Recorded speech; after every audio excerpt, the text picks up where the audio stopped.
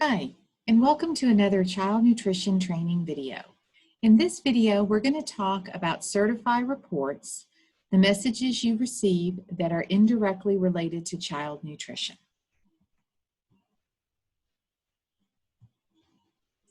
The first one we're going to talk about is pre-K students who are also ADA eligible must be reported as either LEP, economically disadvantaged, military connected, a former or current foster care child, or homeless. Students who qualify for pre-K based on economic disadvantage status, you may also see this referred to as educationally disadvantaged status, will receive free or reduced price meals according to the eligibility determined during the approval process for enrollment. The pre-K coordinator shall provide to Child Nutrition a list of pre-K students along with eligibilities.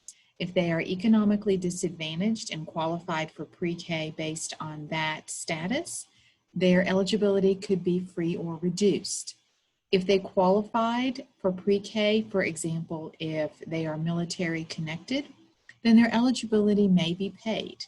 So it is not a guarantee that if they are enrolled in pre-K, they are free, okay?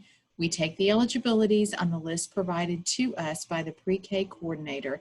This could be the SRC or the registrar for the school. Now, we'll talk about in a minute what we do once we receive these lists, but what's important to note on this one is that we do not make changes to a child's eligibility based on a certified report. We must have the supporting document from the pre-K coordinator, could be the SRC or the registrar, who determined their economic disadvantage status during enrollment. The next message we're going to talk about is siblings should have the same homeless status. Well, we have a procedure for qualifying students for free meals based on homeless status, and that is that the district or school homeless liaison will provide to Child Nutrition a list of students who are verified as homeless. This list will include the child's name, eligibility, and effective date. The list will either be signed and dated by the liaison, or if it's sent as an email, then the date and signature line on the email is sufficient for our documentation purposes. Again, we do not make changes to a child's eligibility solely based on a certified report. We must have the supporting document from the district or school homeless liaison. That is the only way you can change a child's eligibility.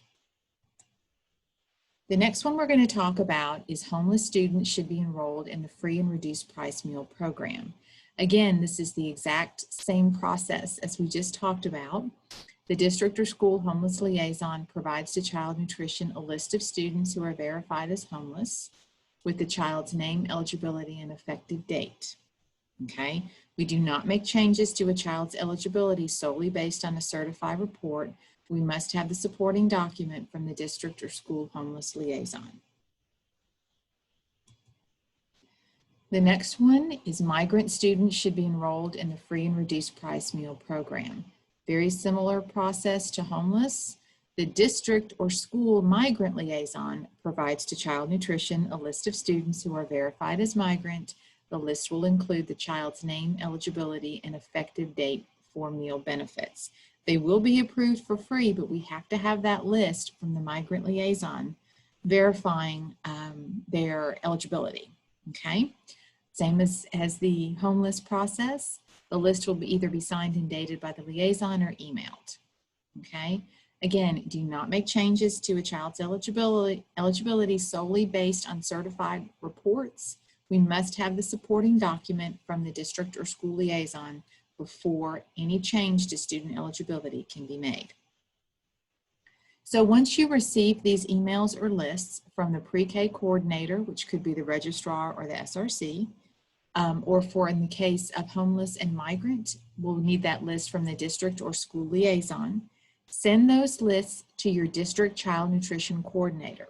They will enter them into Primero as a direct approval, okay? So just forward those emails and lists to your district child nutrition coordinator, and they will enter them into Primero as a direct approval and make sure that they receive the appropriate free or reduced price status.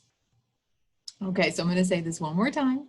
Do not make any changes to a child's eligibility solely based on certified reports. Certified reports are alerting us that there could be a problem, okay?